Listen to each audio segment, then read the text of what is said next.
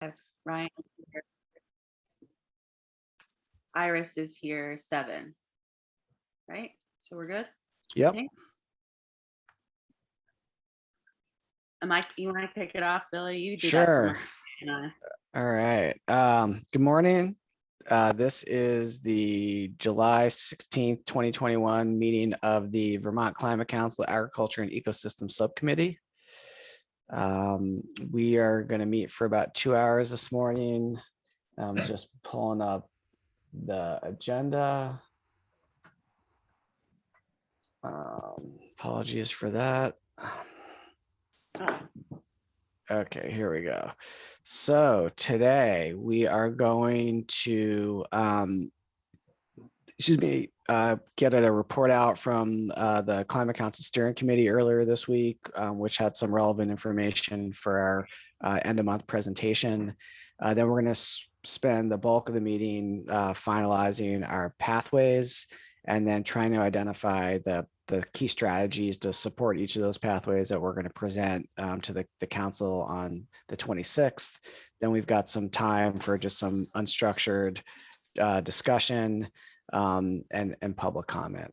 The first thing we're going to do, though, is approve that agenda and the minutes from our meeting of July the 9th. So any comments or revisions to either this week's agenda or the minutes from last week? Okay, those are all approved. Before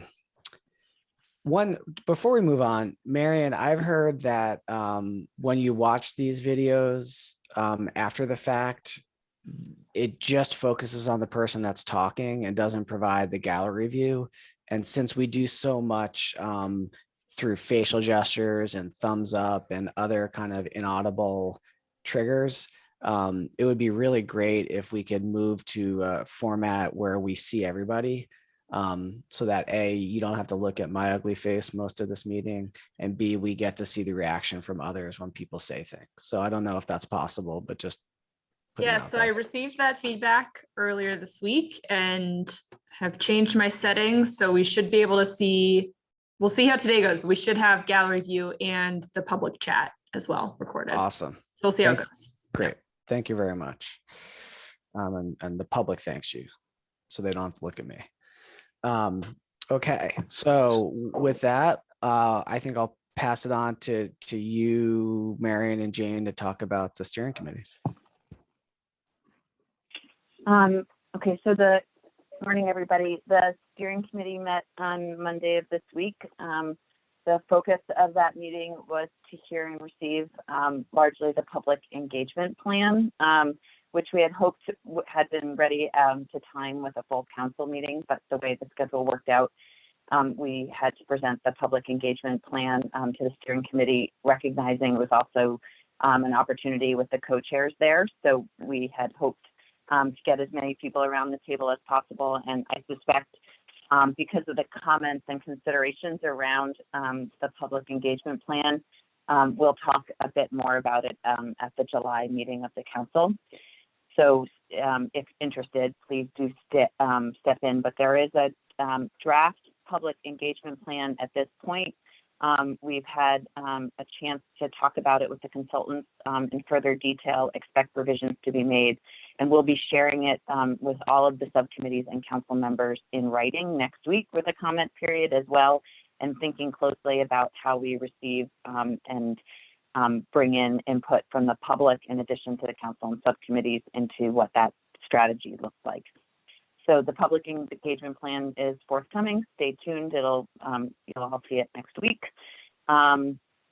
We also, at that steering committee meeting, went through a dry run of the presentation template that Marion has worked on with all of us and you all leading up to that, and talked about how we would deliver that presentation at the council meeting going forward. There was a lot of input around the timing for different subcommittees, and it's further being refined even as of late since Marion sent the email out to you all this week with guidance around how much each subcommittee time will have. And so hopefully this will be helpful for your conversation today, but as of now, the agenda shows Ag and Ecosystems and Rural Resilience, each having 15 minutes to present their package of presentations, and cross-sector having a half an hour for all 4 presentations. And the rationale behind all of that, besides just not having enough time, to be honest, is also the recognition that, like, thinking through that how you synthesize and communicate your work in a way that matters, that communication strategy should be short and concise as a pitch, and that the detail it will be there in writing, hopefully, for others to pick up and look at if they want to. And then we'll be putting forward a process for how we dive deeper with the council into each component of that work in the coming weeks. And that's something that we'll talk about at the end of the council meeting on the 26th as well. That your presentation will largely consist of just your pathways and strategies, and I'll deliver the opening batch of slides so that we don't have to replicate those every time a presentation is given. So that was the main package that we talked about with the steering committee on Monday. That agenda for the full council meeting, as well as the questions that we use to frame those presentations, will be further refined with the steering committee when they meet next Thursday. So it's a work in progress still and hasn't been approved by the steering committee yet. So we're trying to receive and hear input from everybody and reflect that in the process. So I'll pause there and answer any questions or ask anybody else to fill in on what I might have missed from the steering committee meeting on Monday.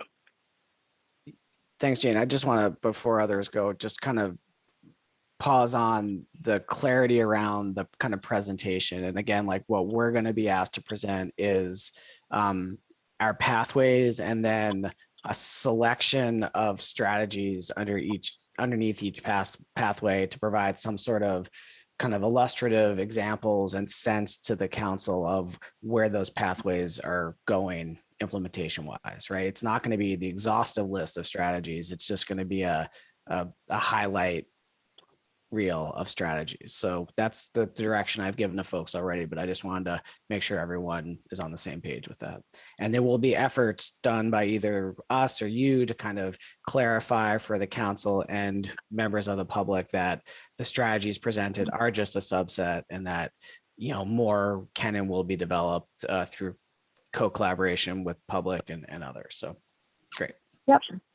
And just to speak a little bit more then about that, the way that we'll frame the presentations for the council to receive and be thinking about them are with respect to 3 guiding questions.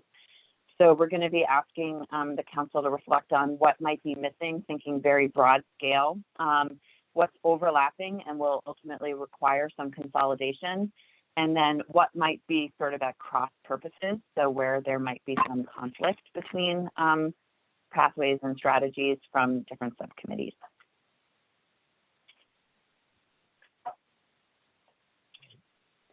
Jane, just a clarification. So the 15 is a full 15 for presentation, right? That does not have to include questions, right? There's another 15 minutes for discussion. Okay. All right. So, committee members, any questions for Jane, for Marion, on kind of that approach? We're going to obviously start building that out in real time here in just a second, but. Is the 15 minutes for questions for all 3 of the subcommittees presenting, or is it for each of them? Each subcommittee. And Jane, just to Lauren's point, and this is probably for you all to decide, is the expectation then as who answers the questions? Is that any of the council members on the committee, like as you're responding to those questions, and maybe we can talk about that today, it's kind of who's doing what. Is there any guidance on that? Yeah, I mean, I imagine it's the council members on the subcommittee. Okay. So one thing we can talk about, if not today, next week, maybe next week is soon enough, is like just who's going to do what once we know what we're doing. So, okay. Great.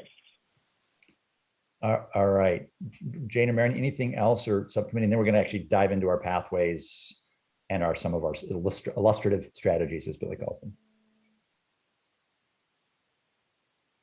Okay. So Bill and Abby, I think our next task then is we want to pull up the pathways first that we kind of shared and kind of worked on last week, and just see if we need to do any final tweaking of words, or consolidating or adding another one. So our first job is kind of get our pathways hopefully pretty much done today. And then we have a thought for how to start filling out those illustrative strategies, but we'll get to that in a second. So I can share my screen, and this is going to be a little messy, but I will try to keep track, and Mary, maybe you can help keep track in real time for any changes you all want to make, because I know you all, as you task groups try to kind of slot your strategies into these pathways, I think you had some thoughts. So let me share my screen here. Okay, people see that okay? Get you all so I can see you. Sorry about this. Okay. All right. So I think we'll verify these kind of at the end, but first I just want to get a sense of if any of you had suggested wording changes within one, or you think consolidation or adding, I think now's the time to kind of let's square these away. So we'll go through each one just to verify at the end, but I think any kind of changes you all have suggested or thinking about, why don't you just jump in task groups if you had thoughts about any changes we need to make to these.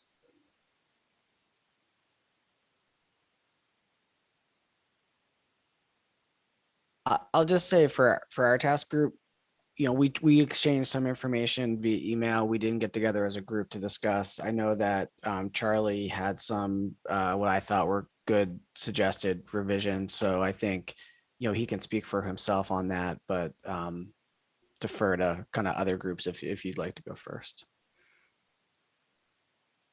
And what we can do is, I mean, maybe if people are open, Charlie, you want to jump in, then we can go to others after, and then we can go back and forth and figure everything out. And I'll try to type in real time here. Yeah, I'm trying to pull my notes up right now, and these weren't just my recommendations. What I was relaying was things that I think the Task 5E group had kind of looked at, and I'm trying to find the notes. Lauren, feel free to jump in if you've got them in front of you as I try to pull them up. And one thing I noted, I want to make sure I didn't number these because I don't want to give one priority over another, but I did give them letters just so we can, if we're talking about A, B, C, or D, you can just say I'm talking about B just for clarity purposes. Charlie, I just shot your email back to you on your state address, if that's helpful. Perfect, thanks. So I think, I mean, I can just tick through them based on my notes. And again, anyone else from 5B, feel free to jump in here and correct me or add something. And I'm trying to look at two different screens here. So on the first one, that was the maintain and expand carbon sequestration one. I think one recommendation was just to add waters to the end of the sentence, just to recognize that we're taking into account waters, wetlands, that kind of stuff. On the second one, and again, I want to make sure these kind of crosswalk correctly as I read them. On B, I think we had rephrased it to say preserve, restore. I mean, is it easier if I put these in the chat maybe? Yeah, Charlie, that might be helpful actually. And then yeah, sorry. If I don't capture it, we'll have that accuracy too, which would be good. Okay, I don't know how these are going to translate because they were in bullets.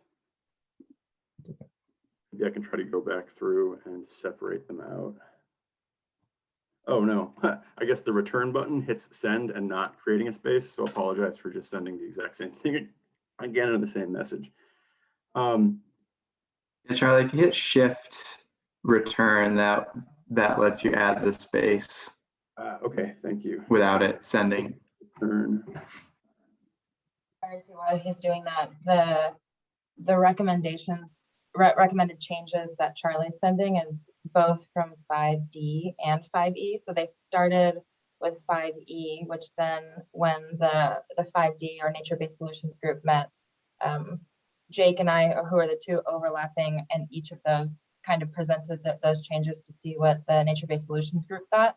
And we further tweaked them a bit. So I think what Charlie's sharing is kind of the compilation of the two.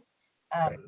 And the nature-based solutions group actually spent the majority of the hour and a half really thoughtfully thinking through these after the kitchen sink or 5E group did. And Jake, you can jump in because Jake was really in his element, I think, and like working on the actual pathways language, being like an actual planner who is very good at that language. It was fun to see him in both of those rooms. So I think I've successfully pasted those into the chat and sent it to everyone. Sorry, Lauren, for bombarding your chat with that. So those should be up right now. Unfortunately, the bold, I had them in bold to show the edits, the changes in bold, but hopefully people can kind of crosswalk it from the chat to the main one. The only thing here that I wasn't sure of, and Lauren, I don't know where the conversation landed, or Jake, but there was some conversation about whether supporting healthy ag soils and local food systems might actually be kind of represented in each of the, much of the other ones, and whether it's duplicative to have that one there. So let's do this. This is super helpful. So thanks everybody for the good work. I think let's just walk through each of these. So if you look at both the screen and the chat, which I know is a little crazy making, I want to kind of go through each one and see if people are okay. And if we are okay, we'll just move on. If not, we'll talk about it. So the first one, I think we just added waters. It's the only change. Anybody have concerns or questions about adding waters to A? This is Ryan.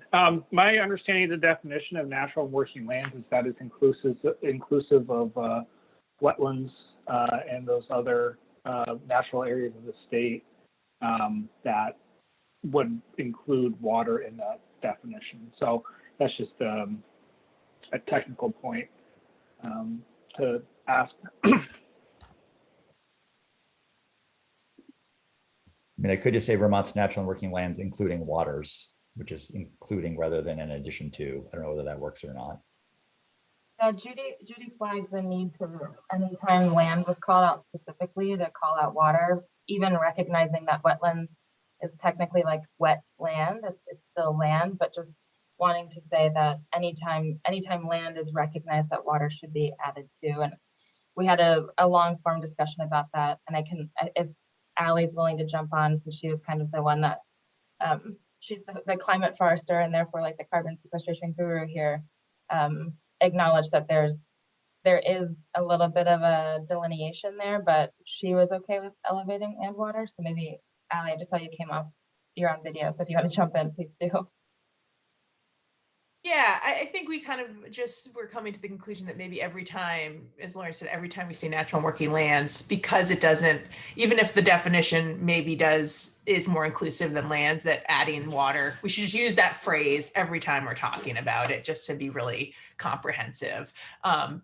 So, and there's a lot of processes that happen in water that have to do with carbon and carbon movement that are important. And is it okay? Should we say Vermont's natural and working lands, including waters, or and waters? I know this is. I think we should just do natural and working lands and waters. I know that's a lot of ands, but. Okay. And that gets to so Jetson left a comment to say we should be consistent throughout, and that was something we added consistently throughout, was just that and waters to all the mentions of natural and working lands. Good point. Oh, okay. Pat, may I just jump in really quick? Yeah, please do.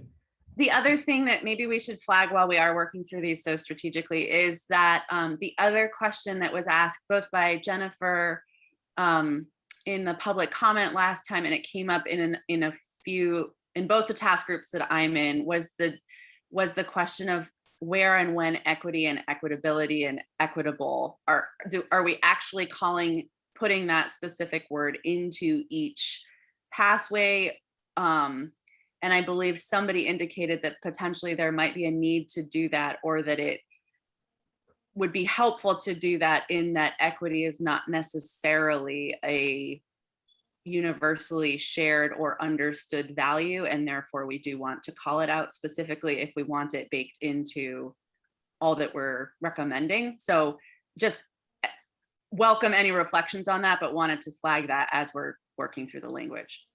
Right. So I think I just hear them well, but I think the question is, do you want equitable in each of these? Do you want equitable in none of those, but then you have some statement up front around them? How do you want to handle the kind of the equity question in terms of verbiage?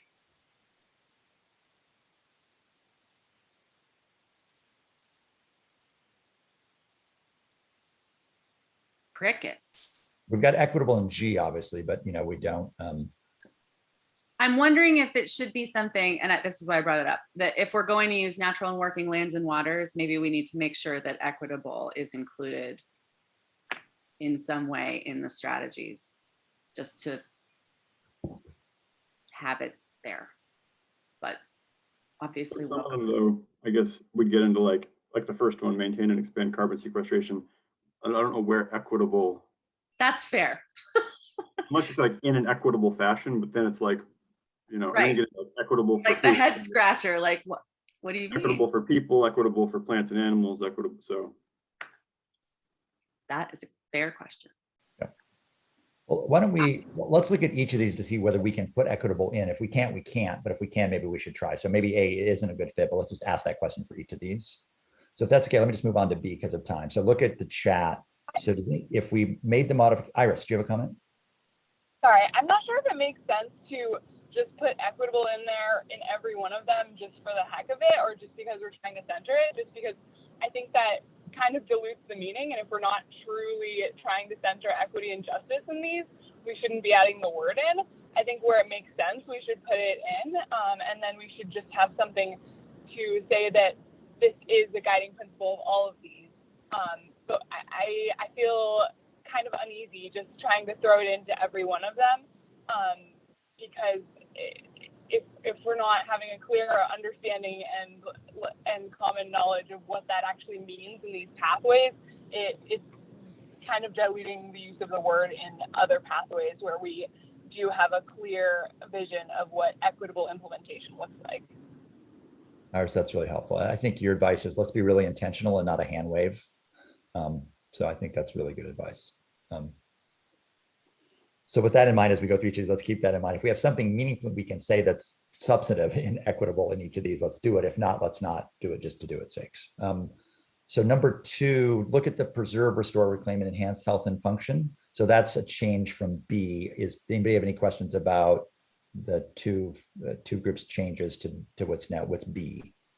And look in the chat for the language itself. I trouble copying from chat into my PowerPoint, so I won't do that. But any questions about the preserve, restore, reclaim language?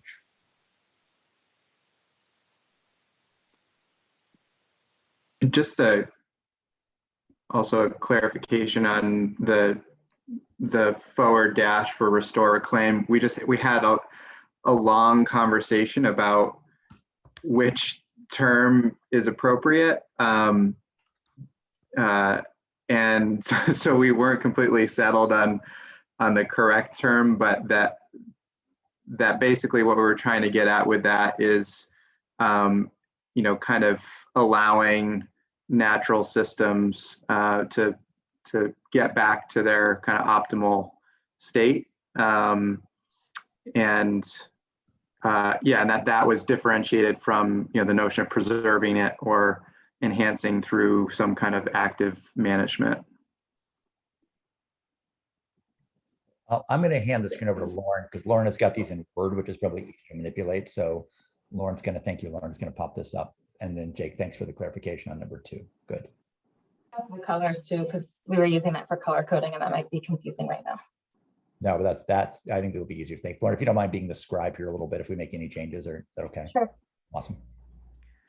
Okay, any questions about the changes here on green? Actually, is actually helpful to talk to them.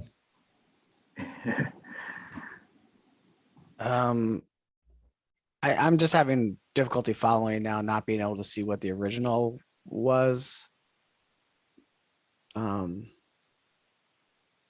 I guess I can find the slides and pull them up separately, but it was helpful to see what we were starting with, but I'll dig those up myself. Sorry about that. And again, Lauren and I can flash back and forth as needed. So again, I'll just read it so you can, I know it's a little harder visual versus reading, but enhance and empower Vermont's natural and working lands to help both natural and human communities adapt to climate change. That was the original. Okay. Yeah, so I think it makes sense to take empower out. It's hard to empower land.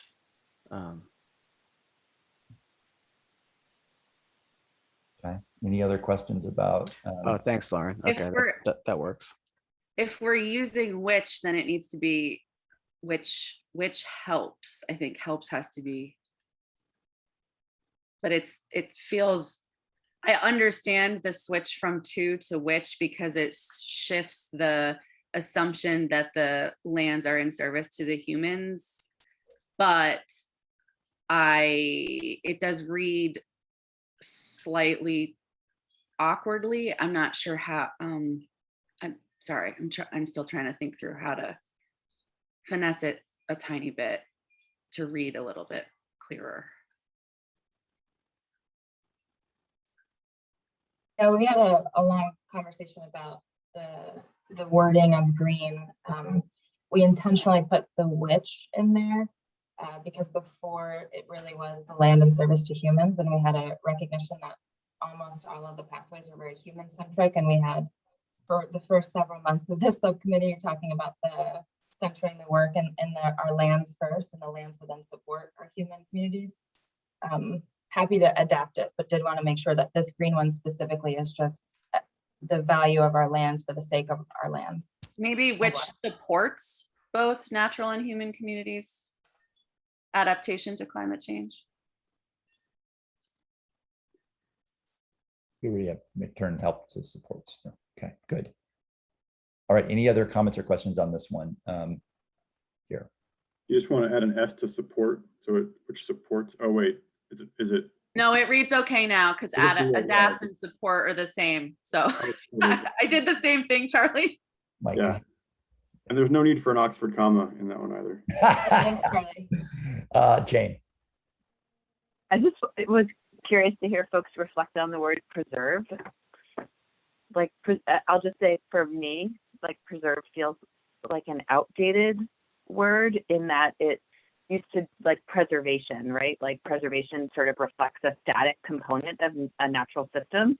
So like I have felt like in like ecology, ecologists have shifted away from using the word preserve because it creates the perception of static.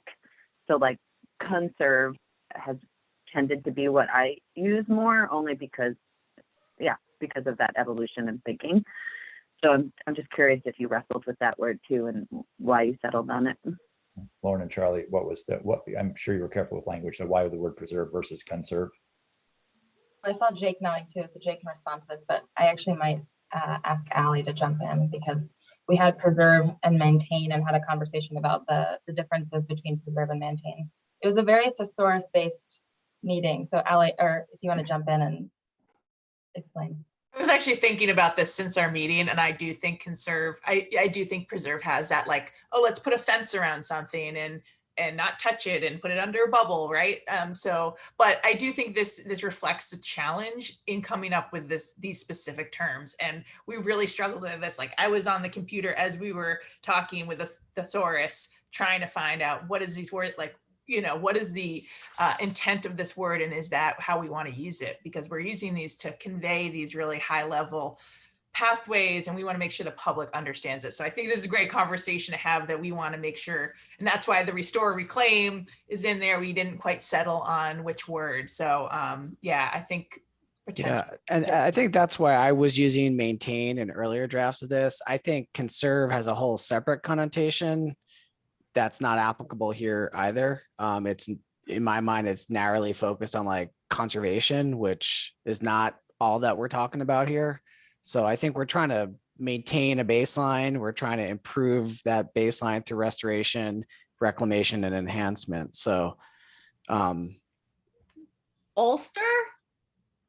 Well, I feel like conserve, well, it's like the big C, little c, right? Really, like that's how you often think of it for now, or how people are trying to shift that word. Like little c is the land conservation, like acquiring land, but big C includes everything. But you're right, people probably think of it the way the little c definition. Alyssa just wrote sustain in the chat. I don't. Alexa. You can go with conserve. I just, you know, the Webster, the Merriam-Webster definition is broad enough that I feel comfortable using it.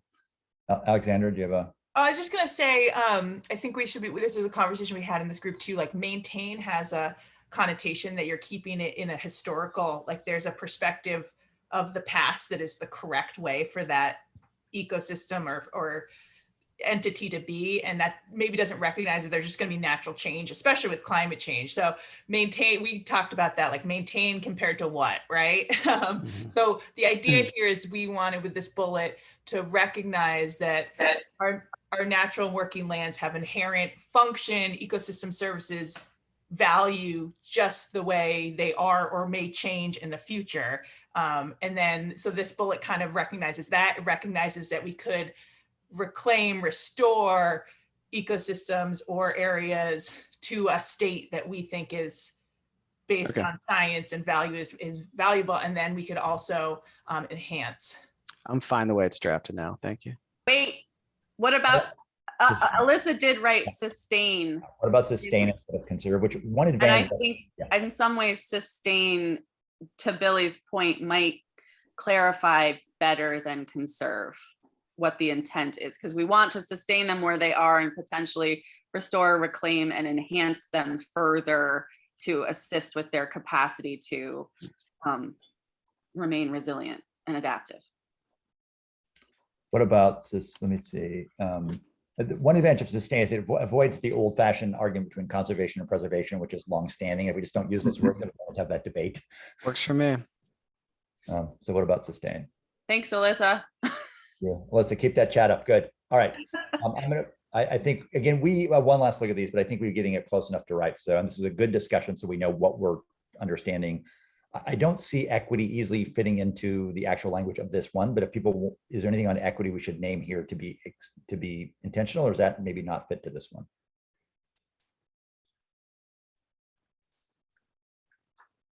Anybody see any equity things we want to call out specifically to number 2 here?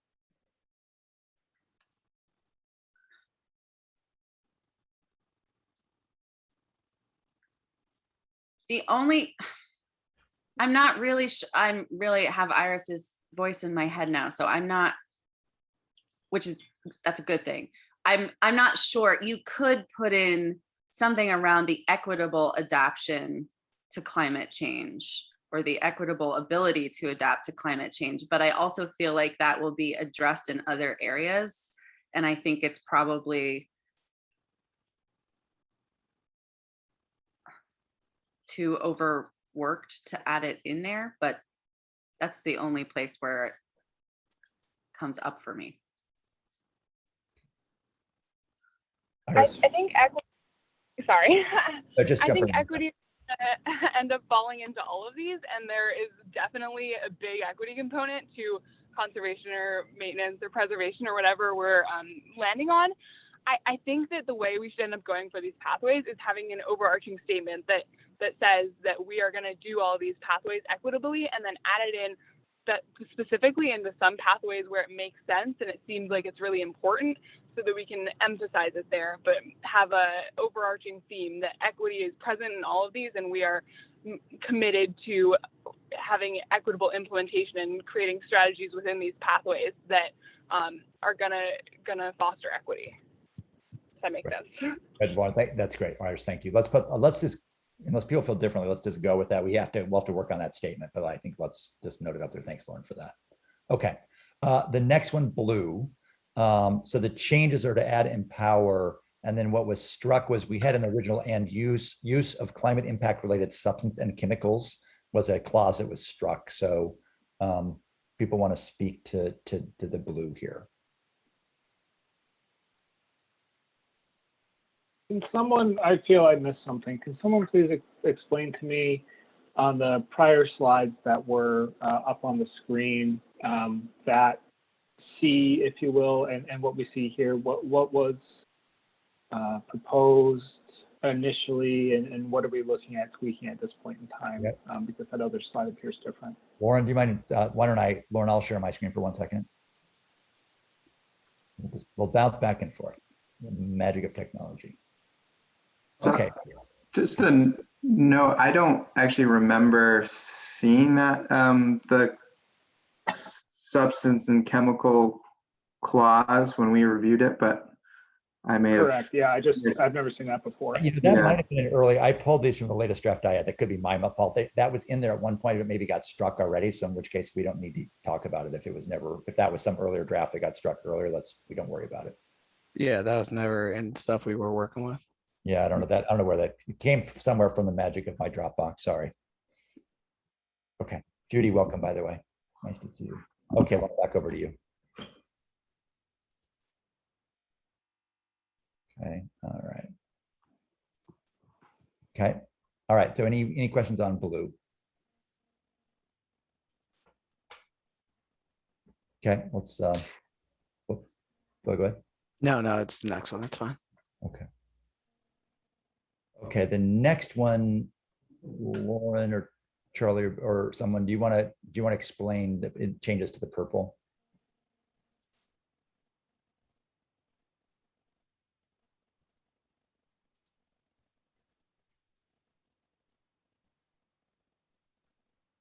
Yeah, I'll jump in, but maybe ask Alyssa, who I think did a lot of good work on this one, and the 5E group to jump in.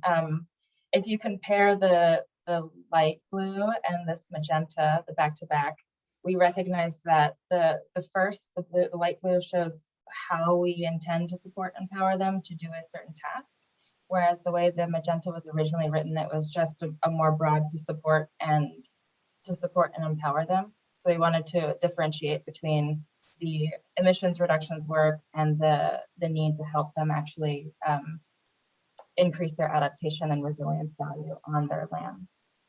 And then the strike through for the development of the workforce, we'll talk about it when we get to the bottom, but generally speaking, we thought that it felt more like an add-on that didn't fit as well, and that there should be inherent value in creating a whole pathway around education and workforce development. So leaving the workforce question aside for a second, how does that change look in purple? So I'm not opposed to it, but I think we're losing something in that the original pathway. I personally feel like we need to generally support owners of working in natural land to maintain those lands in their current state. Because conversion of forests and natural lands to other uses is going to negatively affect all of our goals. So it's not just about kind of increasing resilience and adaptation to climate change. It's just keeping their lands in farms or forests, right? That's like the first goal. And that's doing things like helping facilitate intergenerational transfers and all these other things that help support kind of land tenure and ownership. So I just want to make sure that this is more focused like on outcomes, like, increasing resilience and adaptation. I feel a need to have some pathway just related to like maintaining land in its current condition. And maybe that can be worked, and maybe I'm wrong on that, or maybe it can be worked into another one of these pathways. But I just think that's an important pathway for us to hit on. Could we do something like we do an adder, Billy, and say informed decisions to sustain their lands and waters, increase resilience and adaptation to climate change? Well, now people are saying in the chat that it's maybe the first two get at that. Right. Yeah, and they may. I think this one we're just talking explicitly around landowners. So that's why I felt like this was the place to do it. But yeah, I think if we feel like they're adequately captured in the first two, that's fine. I just think, as you all know, 80% of Vermont's forests are privately owned, and really supporting those folks in owning and passing that land on to future stewards is going to be hypercritical for the state to be successful. Bill, it sounds like as long when we go into folding in strategies, we can see if it works, but it sounds like you're okay to maybe fold it in. But David and then Charlie. A slightly different topic. So if Charlie's on the same thread, I don't want to interrupt the flow of this discussion. Yeah, why don't we wrap that up and then Dave, we'll come back. Charlie, what's your thought on this? Yeah, and I think this one came out of, we had a number of strategies that got it kind of like the broad technical assistance strategies. And there was no place that really felt like it fit to like house technical assistance to managers. And so I think part of this one was to get it where those strategies would fall, if I remember correctly. And I think Judson did just put in there is a farm viability, or you could even argue a working forest viability question that's not, that maybe kind of lost in our changes. I don't know. So people want to discuss farm viability in here. And I think David, yeah, Abby. farm viability, or I guess I would see it as fitting either into the magenta or into the general education and workforce pathway if we choose to. I don't know what magenta is. That purple. Purple. Fuchsia? Come on, Billy. It's purple. It's Purple purple. for the. Purple? God. You know, Billy's not going to be hired as a paint color namer. Does this mean that I can't use cyan either? Alyssa, help me out here. No, I'm just kidding.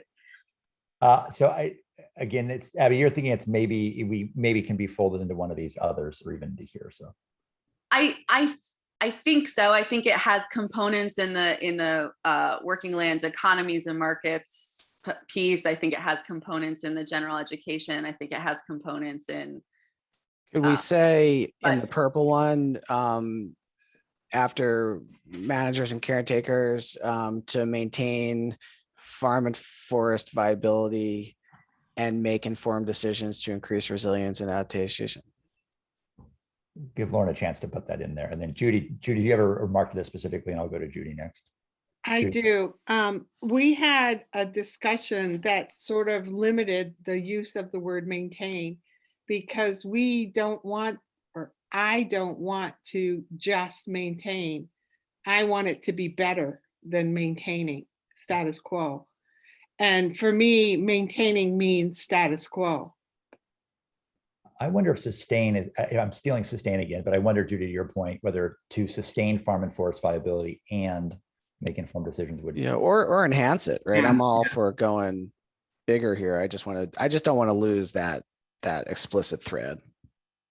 Yeah, I like enhance. I think these should be in some ways aspirational, and to Judy's point, we're not looking to just kind of keep the status quo, but make things better.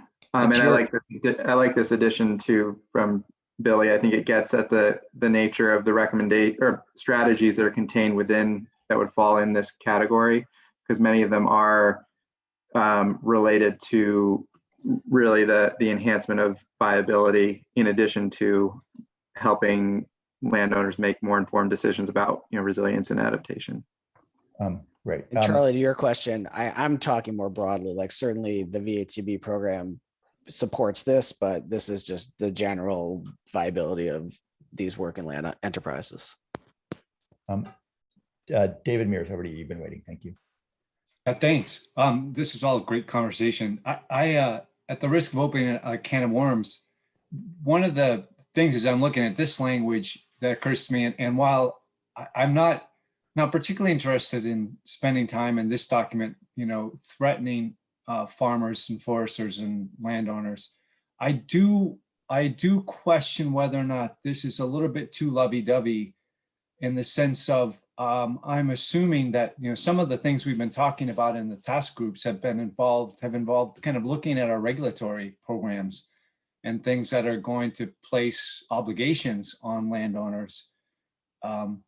So that may be captured in the more general language in the first couple, that those are in that, but I do want to make clear that I'm not comfortable that if all our recommendations were simply that we're going to give the tools and opportunities to people, but they can choose not to use them, that's not sufficient. David, I have a question though, because I wonder, when you say, let's even take enhanced farm and forest viability, I'm assuming you can do that through a number of strategies, from regulatory and required to voluntary to incentivized to whatever.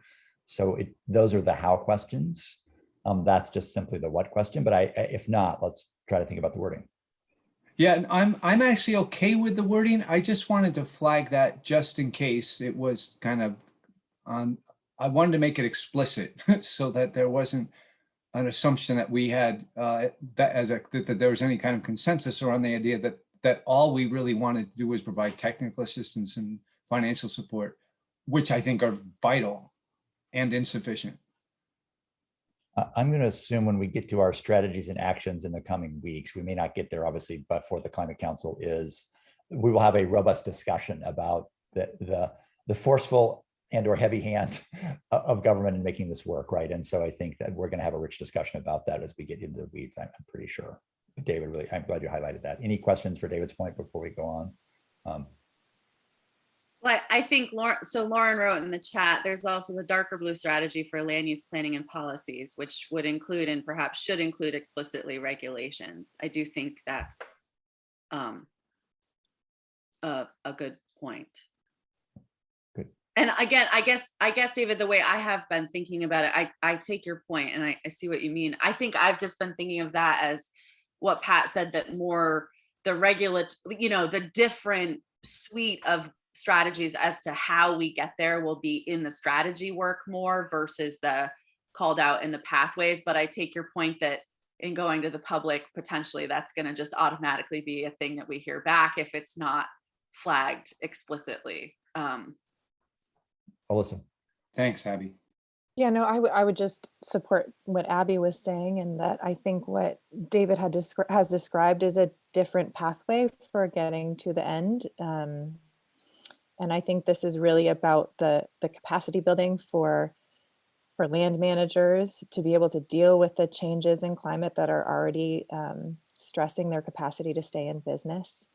We see overwhelmingly that they feel inadequately prepared, both in technical assistance and education and financial capacity to deal with the changes, and that's putting farms out of business. So I like the way that this magenta one is phrased, and I think that David's suggestion is important to include, but it feels like a very different pathway to get to the end. Let's David, can you do this let's get through these, and then I want you to, David, take another look at these, and if you feel like somehow we're missing a point, to come back and we can advocate for adjusting the pathways if needed. All right, I'm looking at the gray. So any kind of questions about this one? I think this one pretty much stayed pretty much the same, I think, didn't it? Yeah, it's the same. Okay. Any questions about that one? Alyssa, do you have a question about this one? You all set? Okay. All right, then the next one I think is the question we need to work with is, do you want the 5, I guess, D and E, do you guys want to describe why you thought of striking this one, and then we can have a conversation about it? So I can jump in just okay, thanks. what I understood. I thought the strike was actually just the local food system, because arguably magenta and the gray are talking more directly about the support for local food system development, and that healthy agricultural soils, the support of that is a very separate and distinct element. And so kind of the juxtaposition of ag soils and local food system was sort of an umbrella that seemed a little bit arbitrary, and that there was perhaps a better way to address the local food system component in the magenta or gray, or that those were addressing kind of the notion of local food system development, and so that we didn't need that term to include in this olive colored green one. Right, Jake, thank you. That's helpful. So comments, discussions. And Judson has an idea in a second. I want to fold in on food systems, but I want to, Ryan, I was waiting for you to comment. Go for it. Why is it me? What do you mean? Thanks, Jake. I appreciate that context. I agree. It may not be appropriate to wedge food systems in there if it's better placed in other places. So I would strenuously advocate for attempting to highlight a real short to medium term strategy for the state of Vermont that really leverages the kind of catalyst that's happened on farms, looking at healthy soils and how, next 25 to 30 years, the opportunity for annual sequestration is something that farmers can do on an annual basis to, support the sequestration of soils, sequestration of carbon in their soils, and have so many other co-benefits. To that end, there also exists the other regulatory pathways, RAPs, the standards in there about healthy soils require cover cropping. And so, while the payment for ecosystem services mechanism is one that fits here, there are other strategies and actions that, support that meet many of the multi-pronged approaches folks would like to see. I think it's important, not only is it in the title of the subcommittee, agriculture and ecosystems, but calling out, I think, the largest entry point into this sustainable or regenerative or, climate adaptive management strategy that can really be effectuated in the short term. I think would be a real gap to not call that out for agriculture in Vermont at this time. Let me do two things. First, let me take care of the food system. So if we take Judson's suggestion, it would say something like economies, markets, and food systems, and provide equitable access to all. Lauren, you can figure out the right verbiage, but does that, and then I'm going to come back to Judy and others' points about what kind of soils. Okay, does the gray look okay for food systems?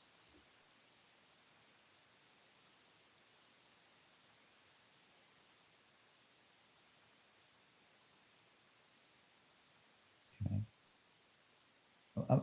So first, let me talk about. I'm going to come back to Alexandra's point in a second, but so I think both Judy and others have noted, and maybe it should just say support healthy soils or healthy agriculture and forest soils. And Judy, I don't know if you want to explain more the intent of being, I think, broader. I'm thinking if we leave it in, because some people are saying it's addressed in other areas, and that may be why we wanted to strike it. But if we leave it in, I think it should just say support healthy soil or soils, one or the other, because you're looking at a lot of places where people are doing community things or backyard gardenings or stuff like that, and that's soil, and it's not necessarily considered agriculture, right? And you're looking at riparian zones. You want to help the soil there, and forests, you want to help the soil there. And so I think it should just, if we leave it in, it should just be a generic soil.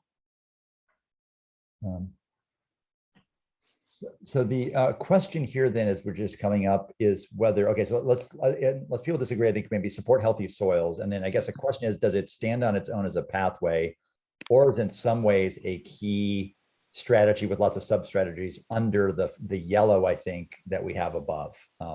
So I guess the question that people are now wrestling with is it a standalone pathway called support healthy soils, or is it really a subset of these others? So I want people to kind of weigh in there. I don't have an answer as to what I think about where specifically we call it out, but I do really like what Judy just offered to allow us the suite of support of healthy soils in whatever capacity that manifests, whether it's as small as a community garden to the scale of a forest soil. I think that allows a much broader adaptation and resilience strategy matrix that I think is really great. As to where that fits or how it best fits into the pathways, I'm going to defer to Jake, whose hand is up. Jake, over to you. Oh, no pressure. Thanks, Abby. You're welcome. I'm very good at delegating. And I'm also deferring now to some of the comments that have been made with Charlie and Allie of, wondering if we can just highlight soils in strategies or the other pathways. Because when I think, and hearing what Ryan was saying, yeah, I feel like a lot of the strategies for even Magenta have a relationship to the support of healthy agricultural soils. So, maybe we just need to make that explicit in some way in the other pathways to say that, healthy soils is like a foundation to those, sort of achieving those outcomes, which would require more wordsmithing and going back up to other pathways. So yeah, so I think there's a potential to include it in other pathway language here, because it's going to be included in the strategies of those pathways. One option just to consider, I'm going to go to Ryan, is that you could, I mean, maybe this is getting too many verbiage, but you could say essentially in some of these, you could say natural and working lands, soils, and waters. And then you've captured in those few places where you use that terminology, though that's potentially one way to fold it in. But Ryan, over to you. Thanks. Not trying to be a bureaucrat, but returning us to the charge of the Agriculture and Ecosystems Subcommittee, page 11 of the Global Warming Solutions Act, Act 153 of 2020. last directive to the subcommittee is to look at supporting ag soils and local food systems. And I feel that's how that recommendation made it here. And I would like a space to be able to, in a comprehensive manner, share the particular pathways that help, explicate how to support those areas of effort that we're tasked to look into. So it's not to be exclusive of only agricultural soils, right? We know there's so many areas that the interface between above ground and below ground is so important for this, greenhouse gas, sequestration, mitigation, adaptation, resilience conversations we're having. I'm just trying to hewing to the request of the subcommittee and making a space to answer that in one concrete area, because when we go to speak about strategies, they'll be dispersed between many different areas, which I worry dilutes the comprehensive package that's needed to move agricultural programming in a way to support that approach. So just returning to the statutory charge of this subcommittee. No, thanks, Brian. So subcommittee members, I think we kind of need to kind of figure out what to do. Do we let it be a standalone, or do we kind of call it out explicitly, but in other ones? And I think subcommittee members, now's the time to kind of weigh in here. Alyssa. Yeah, I certainly recognize that healthy soils are a component and called out in many of the other strategies, but I think that I think we should leave it as its own, because I think we risk the dilution of it being a really powerful short-term strategy that should be highlighted and considered as having multiple co-benefits. I think we have, I'm looking in the chat and in the comments. So people are ambivalent, right? Let me say the group's ambivalent about what to do with this one. So let's have a little more conversation. And again, these are all draft. So if we don't solve it today, we may leave it one way just for discussion purposes until next week. We can continue the discussion. So Lauren, you're next, and then Jake. I guess I'll join in on Ryan's being a bureaucrat and just say, and I don't have the statute in front of me since I'm sharing my screen, but since you're on page 11, Ryan, I think there's also something expressly called out about water, healthy water and or water quality. So I'll just, as the person that's probably perhaps more focused on water in this group, I would definitely argue if we're going to have a standalone pathway about healthy soils, I would either add and water or create a separate one for healthy water then. Right. And there's in some cases actually connections between the two as well. So quite a few connections. Yep. Exactly. Jake. Being from the water quality division, I would always support the nexus of good climate smart agriculture and improved water quality. I've pasted the charge of the Ag and Ecosystem Subcommittee into the chat for folks that would like to read it, and I'll paste a copy. And I certainly don't oppose the inclusion of that detail. Jake, did you? Though I don't see it in the charge. Jake, did you? Yeah, just more of like I guess kind of a clarifying question, or just to kind of get clear on the implications of including this, is that so it seems like then that just really determines how we sort of organize then the strategy. So while there's certainly soil related strategies that could fall under magenta because they support adaptation and resilience, really having a standalone soil one, and to Ryan's point of like packaging it together in a very coherent way of like, these are the things we need to support for agricultural soils, is that anything ag soil related as a strategy then just moves to that pathway, even though it has kind of co-benefits for many of these other pathways that we developed. Right, let me go to Billy next, then Charlie, then Judy. Thanks. Yeah, I would just suggest we add soils to the green one. It seems germane. It includes water. It's talking about health in support of these other functions. So I agree it's a priority. It needs to be in the pathways. I'm a little concerned that if we add additional pathways, we're going to start to wear out our welcome with the council and need to keep this fairly high level, and including soils in that green one seems consistent with what everyone's trying to achieve. So just leave that out there as my suggestion. Great. Charlie. Yeah, I agree with Billy just about being as concise as possible, because it seems like that's the direction the council wants us to go. And so if we can roll them together and reduce the number of number of pathways, it seemed like that would be helpful. And I'd also just caution us a little bit about trying to include pathways specific to every single part of the charge, because like I would say that we don't have a pathway specifically that mentions forest products, but that's right in the charge too. So I mean, you know, I wouldn't want to tie ourselves down to like making sure that the language in the charge is reflected in the pathways or the pathway specifically. Okay. Judy. If we don't include something separate for soil, is there a subcommittee that addresses soils other than those in agriculture? I think this is mostly it, as I understand it. Okay, so then we have to forget other soils or include other soils here. Is that what you're saying? So I think my impression is that I think we would be remiss in this group to not ensure that our pathways encapsulate properly the health of all soils in Vermont. I agree. Specifically, and we should we need to specifically call out the different strategies that ensure that there is proper support of agricultural soils to ensure a local resilient food system, and support the capacity of healthy forest soils and the soils within river plain. We need to have the strategies that address all that. But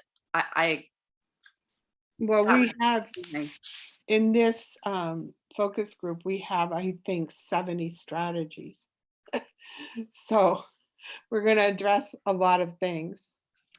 So Lauren just added soils to the yellow and the green, and I think that's a broad definition of soils ranging from ag soils to all others. So I personally feel like putting them in those two pathways covers the full range of issues that folks have touched on. But if others don't feel like and I think it's broad enough, Judy, to capture all soils, definitely not just ag soils. So that works well for me. But if others have other suggestions, go for it. Well, let me do this. Let's I want to try to avoid us having to go to full, kind of voting. I'd like to avoid that if we can. So let's use that as our working piece. Lauren, leave in the olive color there for now, just in case we decide to leave it in. Let's kind of leave it there, and let's kind of go to the other one just because of time. And then we'll kind of, what we may want to do is let people sit on it, and we may need to do a little bit more formality next week as we finalize these. But let's maybe go with Billy's suggestion now for working for the next week. And then if we need further discussion next week to kind of sort of scale this up or down, we can do so.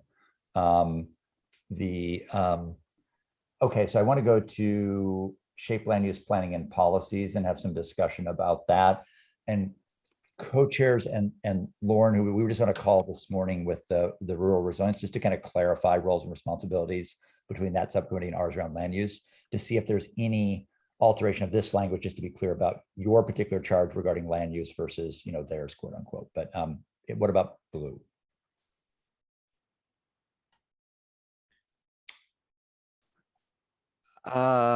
Let's see. So we did just have a conversation with rural resilience where I think we reached some level of agreement that they would be the primary group focused on the built, like compact settlements and built infrastructure, and that we would have broader purview over areas outside of that.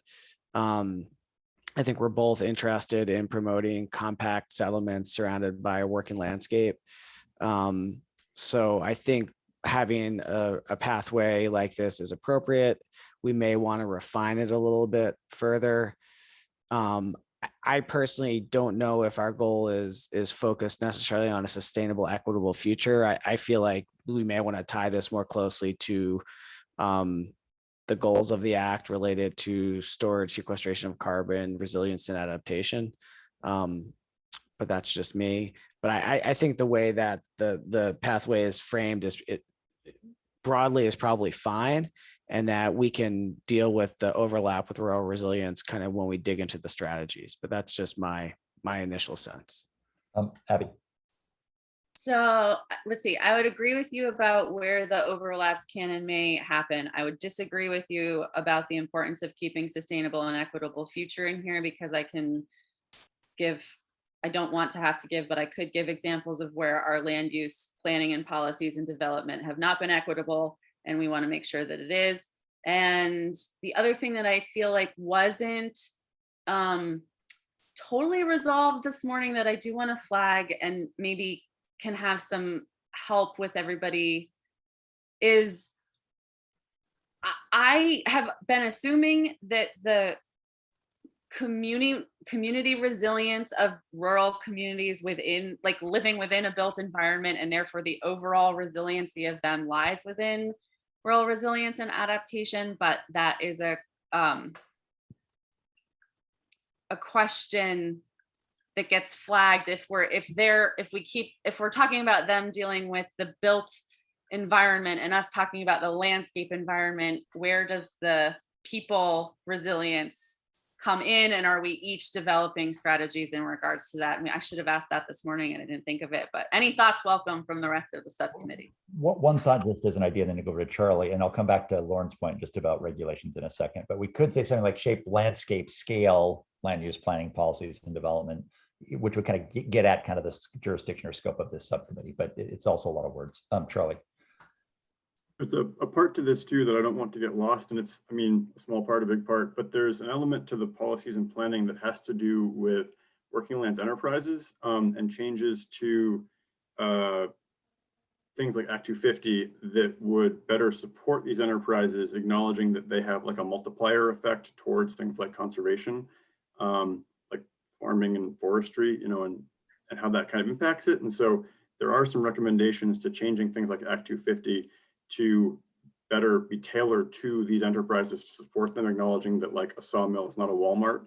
And so I don't want that to get lost as we try to separate out who's looking at built, who's looking at like not built. And then there's that other layer of things around like technical support to regional planning commissions to implement the things in Act 171 and how that fits in there.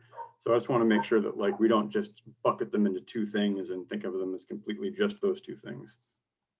Really nice, good, very concrete, specific examples about some of the challenges of shaping out who does what on this topic. Okay, so what if we add planning policies and regulations? That's a question. Is that okay if we add regulations to this section?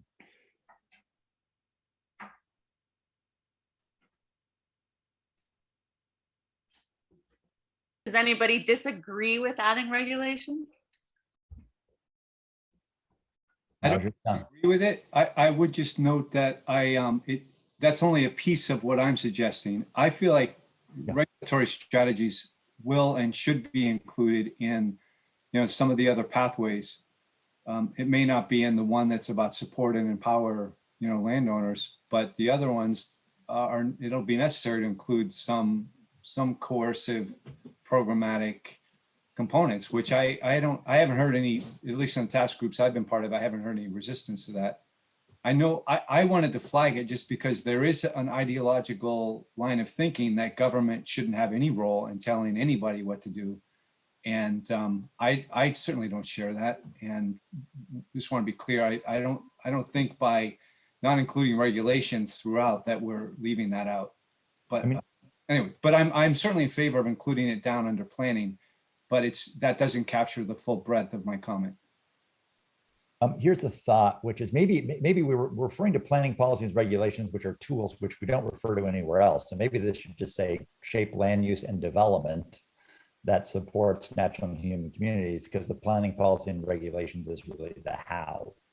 So maybe we don't have it at all in there because we don't have it in the other ones, as David said, and they're really tools for any number of these. Jake. Yeah, it was kind of a comment along similar lines, and just wondering, is regulations redundant and suggested by policy? So, but I like your suggestion, Patrick, of maybe, that we don't need to get into the specific kind of tools, like examples of the tools, and just we could solve that problem in that way. Again, and then we're not calling out regulations specifically just for this thing. Okay, so this would say shape land use and development that supports natural and human communities for a sustainable and equitable future. I heard Billy raise a little bit of question about that last clause, but Abby having a strong oar in the water for it. So I'd suggest in that case, maybe we leave it unless people want to change that. Yeah, I don't know if it's an or. You know, I just wonder if we want some tie to our climate goals within this one. You know, we're not just trying to shape land use and development that supports equity. We're trying to tie it back to our climate goals as well. So Billy, give me the language you were suggesting before. There was a language you had said we could be additive. What was that language? That promote carbon storage and sequestration, climate resilience and adaptation, and supports natural and human communities for a sustainable, equitable future. And that may be too much, but well, let's put it in there for now. We can, Lauren, do you mind being the awesome scribe you're doing? Thank you.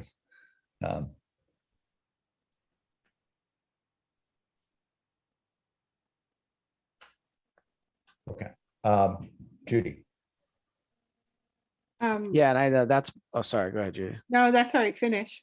I was gonna say, Jane just put something in the chat that said a lot of rural resilience will get pulled into that strategy. So we probably may want to refine it further so that doesn't happen. Yeah. And but go ahead. Yeah, Judy, go ahead. Go for it. So I just want to say that this format takes away a lot of the discussion we had in our little committee. So we had a tremendous amount of discussion and use the thesaurus intensely over land and landscape. And I just want to bring that in there because when you shape the land or develop the land, sustainable equity for the future is critical. And so that's why I disagree with you, Billy, that it is meaningful and should be in there. And I think we're doing, Judy, to your good point, I think we're doing an and so that it's, again, it may be a little bit wordy, but it gets at the important things we want to stress. I'm just wondering that if we do that, Judy, is it as written, is that okay now? Shape land, did you want to put in development in there? Yeah, I thought maybe we were going to strike planning policies and regulations because those are tools. Right, and development that support carbon sequestration and storage, climate resilient adaptation, and natural. Yes. Yeah, that's what I had in mind. So this looks good to me as well. So. Did I hear you say we're going to strike planning policies and regulations? Yeah, I think strike that because it's a tool. We're going to use all those tools for any number of any number of these pathways. So we don't want to specifically here. Okay. But yeah, I agree with you completely, Judy. Having those pieces in there are really important. Okay. Lauren, just add an S after supports carbon sequestration. Sorry, the editor doesn't go away in my head. That's a good thing. I think it's. Did you see that side eye she just gave? But it's land use and development. Yeah, so it should be support. Oh, okay. All right. Okay, good. At least we're not talking about the Oxford comma. That's the good news. Okay, so the next, let's go to general education and workforce pathway. So I think this was suggesting adding a new one in. So I want to see if people have either, let's first, we'll word it the language in a second. Is this a good thing to add in? Anybody disagree? I think this falls under someplace else. Don't want to add it in. Does anybody think it should not be a new pathway? Judy and then Charlie. Part of the discussion of adding this in came from the fact that Abby, Lauren, and I did a presentation to middle school grade teachers, and they were talking about how difficult it was even to teach the subject of climate change because parents didn't want to have it taught as part of the curriculum. And so I felt leaving that program that we needed to have education before we could get support in a lot of different areas. Charlie. Yeah, kind of along those lines. I think that the education was thinking about how Vermonters relate to, I guess in my head, more specifically working lands, enterprises, farms and forest enterprises, and how like we've seemed to have grown to a disconnect where the like bulk of our population does not work in, live with, or is intimately connected with these things. And it kind of affects how people see them. I mean, I see that every day. Look at the, well, I won't bring up the Berrytown forest, but anyway, you look at how people relate to the natural lands in the state. And I think this kind of shared understanding and elevating and celebrating and kind of bringing people back together under it was kind of an intention here, because without that, we just can't move forward as a state. So let me just play with the wording a little bit. So I think people are suggesting maybe add research and or research and partnerships maybe after or before education. So that's one thing just to add. And then I think we would need to add working land, soils and waters in here too, just to get the soils piece in.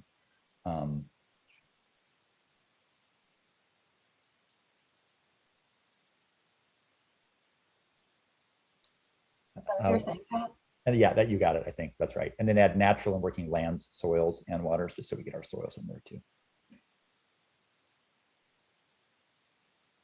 Beautiful. Okay, how does this begin to look that in the italics?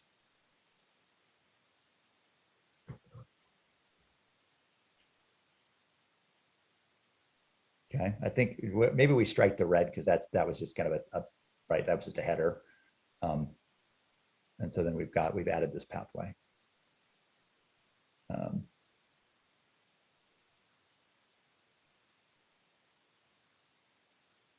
Great. Let me go back. There's a few other things. Billy, you had suggested adding landscape scale back in the blue in front of carbon, I think.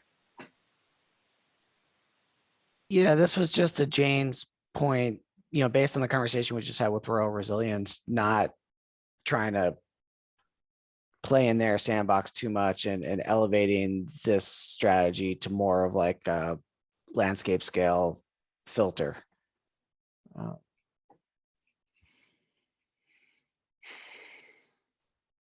So how does that sound? We had landscape scale and maybe in before carbon or somewhere in that phraseology, again, just to try to differentiate a bit. I defer to Abby and Lauren on this stuff, but I just feel like out of respect for that subcommittee, just trying to differentiate a little bit might be helpful. Abby and Lauren, do you want to weigh in on that?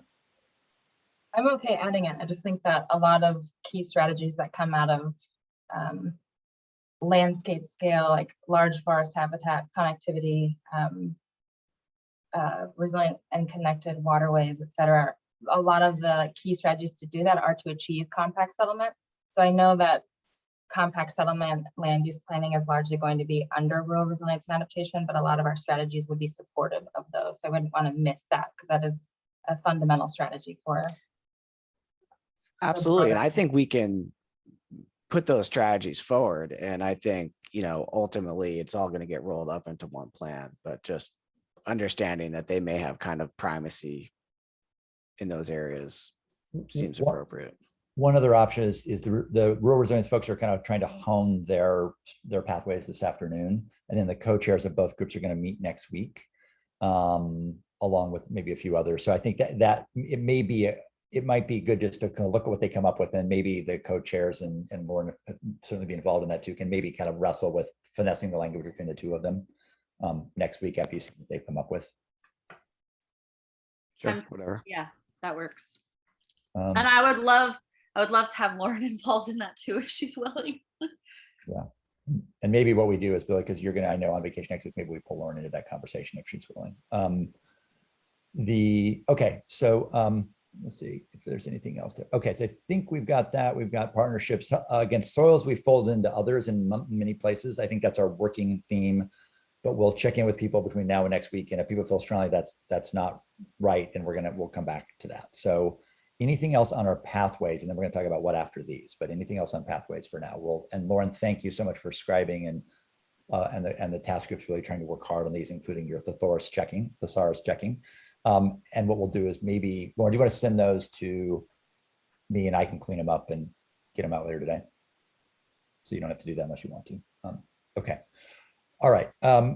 So I'm aware of the time too, Billy and Abby. And so question about, so what needs to happen now, and the question is how do we do that now versus between now and next week, is we need to fold a illustrative strategies, not everything, into each of these pathways to give a flavor for what you all are thinking to the Climate Council.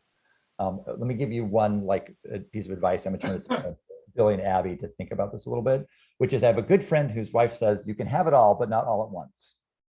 So remember, we don't have to fold 150 strategies in now. It doesn't mean we can't have all of those, but not just yet. So with that, Bill and Abby, how do we kind of proceed to get from our really nicely refined pathways to the strategies illustrative? Well, I think there's two things. I know that each of the task groups have worked up lists of strategies and have put some effort into kind of couching them under the pathways and identifying, perhaps the best examples.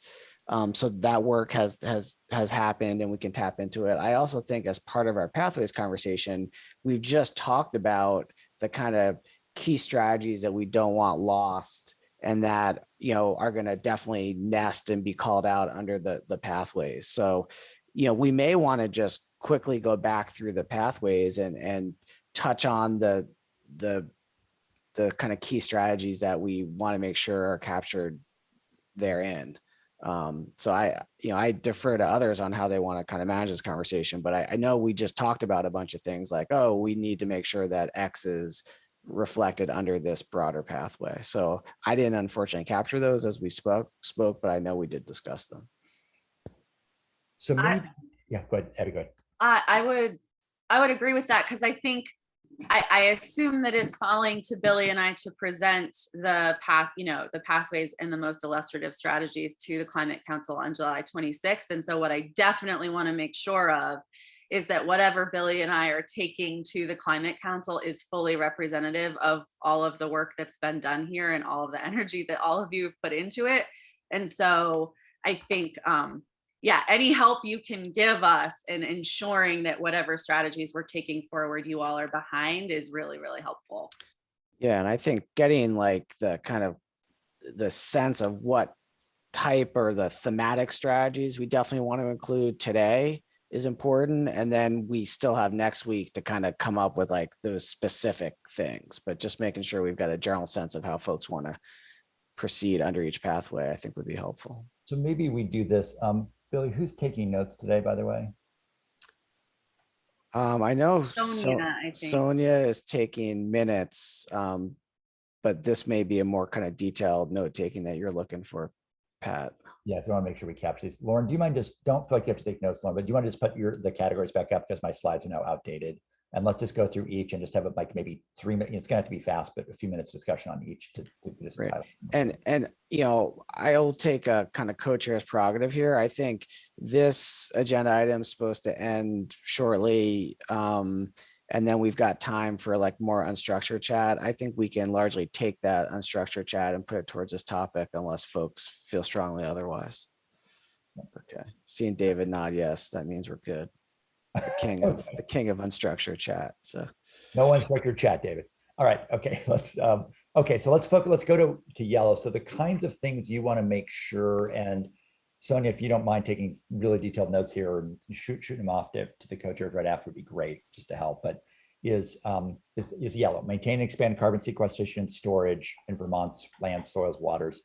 What are the important strategies you think need to be brought up to the Climate Council? And just kind of fire away some good thoughts. Improve soil organic matter. Good. All right, improve soil organic matter. Great. Lauren, that's great. If you don't mind doing that, that's awesome, just so we can see it. Thank you. All right, others. Some combination of we have a number of them, but just around forest conservation and whether we put a metric on that about X number of acres or whether it's no net loss, or we can massage it, but. And Charlie, to that point, I think I want to check in with the co-chairs and Marion and Jane is we may want to get to goals like you just said, like X percentage of lands conserved. I don't think we need to do that by the 26th. It may be something in August we spend some time on, but Yeah, that's fine. Well, because one other thing that as we talk about this, that in my head is having a hard time is that I think what we haven't done yet is gone through each task group's strategies and tried to like put them together. And so my head right now is kind of exploding with like, what was that list? What was that list? I don't know their list. And so part of me is wondering, like, would it make, I don't know, like, I want this to be productive, but I'm not sure if this is the most productive way to do it. I think here's the thought. I think that we're just brainstorming a bit now, and then we're going to have to, before we end today, we're going to have to figure out like how to be a little more systematic for sure. Because this is only, like, you're right, it's not fully thought out here. We're a little bit winging it just because of time. Brian. Sorry, double muted myself. Yeah, to that question, I believe, well, at least 5C, right? We put some thought into trying to line up our strategies and actions and pathways with these broader ones that we're discussing today. So it'll take some time, I think, to reconcile those and better be able to explicate that, though we can certainly try to do that for next Friday. To answer your question, so it may take time to do that. We may need space to do that before next week. To answer the question at hand, particular strategies to emphasize the 5C around ag emissions and sequestrations, the broad heading under which there's any number of details is agronomic and grazing practices on farms, such as no-till cover crop and rotational grazing. Those are the strategies to get at improving soil organic matter and some other outcomes. I'll place that in the chat. That'd be good. Okay. All right. Again, I think, just so people actually know the plan here, let me just say this. So I think I'm wondering, Abby and Billy, whether after today we'll do this, we'll get these out. The task groups need to kind of do a little bit more realignment, potentially, of their various strategies into this. And then I'm wondering whether they need to, and Abby, to your point in the chat, whether they need to give some priorities. I mean, some of these things, some of the task groups aren't going to have any strategies under some of these, right? Because they just don't fit your group. Some of them you're going to have a lot. And we need to have a narrower list that I think, can look at collectively next week that doesn't have to sort through 70 things, right? That would just be too hard. So I think we should just, right now, let's just talk about what we're going to do after today so people are really clear, and then we can finish up a little bit of brainstorming. So to get us to next Friday, here's my goal. To get us by next Friday, we'd have the pathways and illustrative strategies in draft from everybody in some way that's already prioritized or shortened to some extent, so we can finalize them next week. And we need to do that before Friday, just so we can pull it together and have it one thing in front of everybody by Friday. So I want to talk about how we get there. Yeah, well, David's got his hand up. So David, why don't you go ahead, then I'll share my thoughts. I was just going to say, I thought Judson led up an exercise yesterday of the Ag Task Group that I found to be really helpful, which was he had summarized the kind of key strategies, and then we went through and just decided where to put them. And we realized that there was no perfection, that some strategies would fit under multiple pathways, but we just made our best choice to align them. And they were detailed, like the one that Ryan just plugged in, so it gives enough detail that you can start to sink your teeth into it. It's a little more specific than just improve soil organic matter. It shows how we might do that. Anyway, I don't know if Judson wants to talk a little bit more about how he did that, but I found that to be a really useful exercise. David, one question. Did you also then, say you had 10 strategies under a pathway, did you try to prioritize those as a task group as well? Yeah, we did. And we kind of were, in some cases, we were able to kind of summarize things. Like I'd say the one that was here was more of a summary of a variety of things, but there were other ones that we were just kind of trying to pick examples that reflected the whole package, but were at the top of the list. Okay. Bill, you were going to say, and then back to Lauren.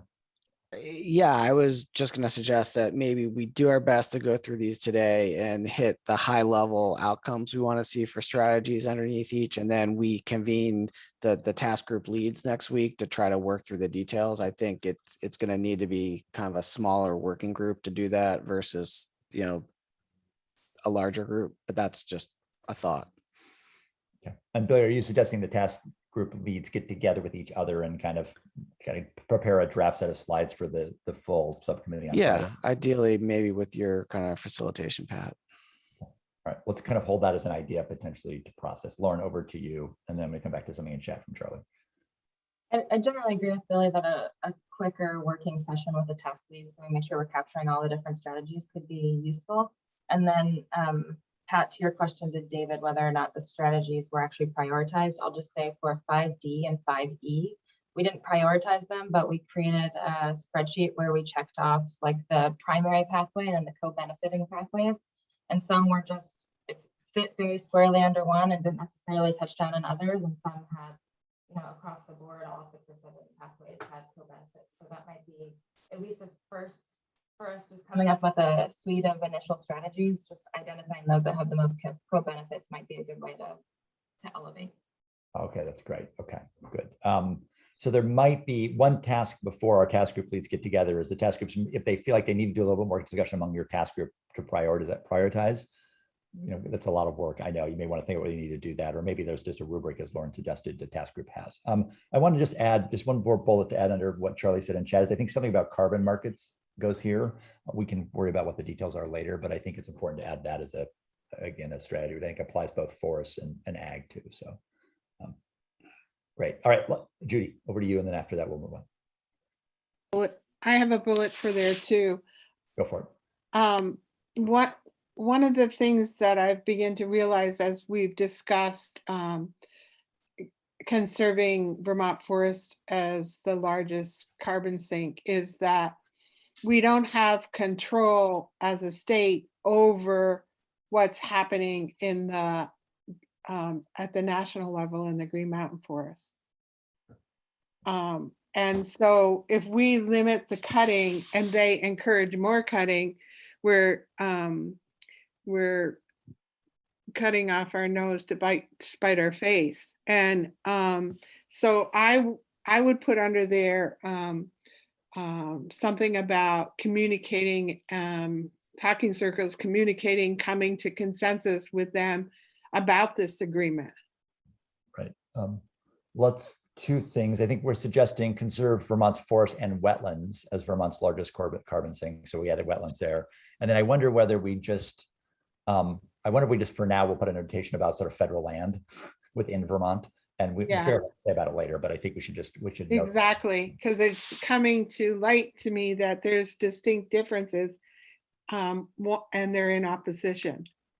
Good point.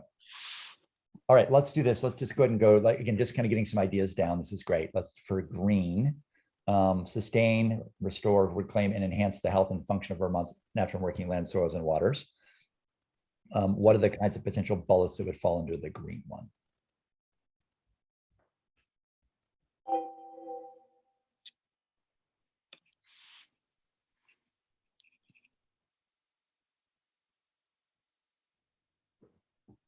Kind of incentives for restoration practices, things like that. Technical assistance. And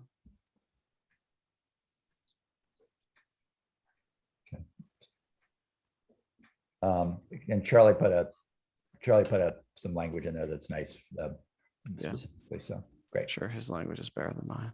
Thanks, Charlie. You captured it, and Charlie just put a few extra words. It's good. Judy, do you have a comment on this one? Oh no, I didn't lower my hand. Sorry. No worries. I forget that myself all the time. What else would go in here?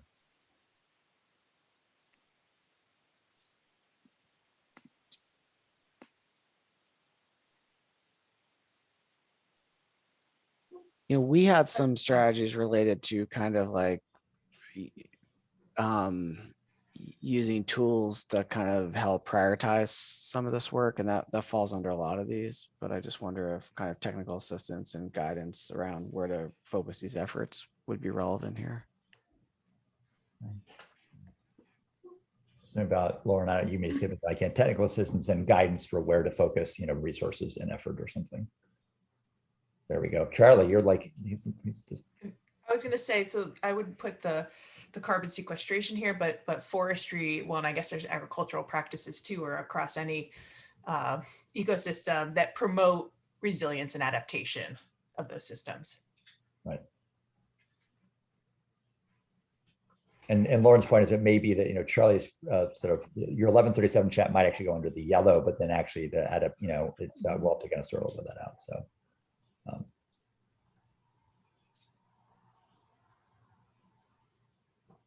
just want to admit and encourage anybody else to admit that I am personally am having a hard time coming up with them, not being able to like see them from what we had. So I apologize for not adding very much, but I'm feeling floundering and like not being able to pull it from somewhere.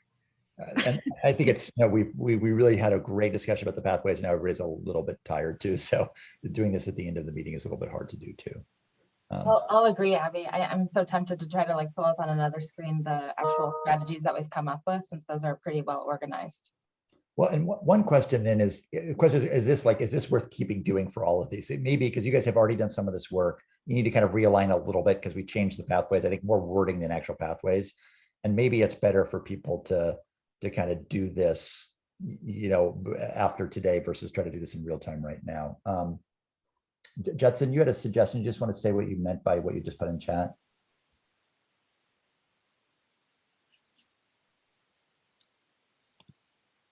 Judson, did you want to just, you had an idea. I just want to know what it was. You said, I can start listing. Is this the best approach? Okay. Sorry, I just got to find the mute. Just sort of echoing what Lauren and Abby just said. At least for Ag 5C group, I have a whole list that was mentioned fit under all these pathways, and I can start listing, but I'm not sure that's the best use of our time. Yeah, that's a good question. So let me go to Jake and Charlie. Yeah, just something you said, Patrick, made me think about for introverts in sort of in the room, so to speak. You know, I'm feeling energetically like I need to kind of go back into a sort of singular personal space to think about some of these, and then talk with our task groups a little more in depth to like get ourselves organized about, you know, what we think we should be proposing as kind of priorities. And so this just like, this feels great for people who have ideas to suggest things, but I'm like, well, I need to think about this a little more, and we want to talk about it kind of in a smaller setting before offering up ideas. Yeah. Charlie, over to you. Then I'm going to kind of see where to from here. So yeah, just same with what Judson was getting at and what Jake just highlighted is like, we can just start cutting and pasting stuff into this from our spreadsheets, but I don't know if that's the best use of our time right now. Yeah. So I think here's where I think you all are at. I think you guys have done great work, and that rich discussion about the pathways was awesome. So I think let's declare victory. My sense is, let me just talk about timing here, is that I think task groups may need to get back together to reorganize a bit, talk a bit further. You guys can figure that out among your task groups.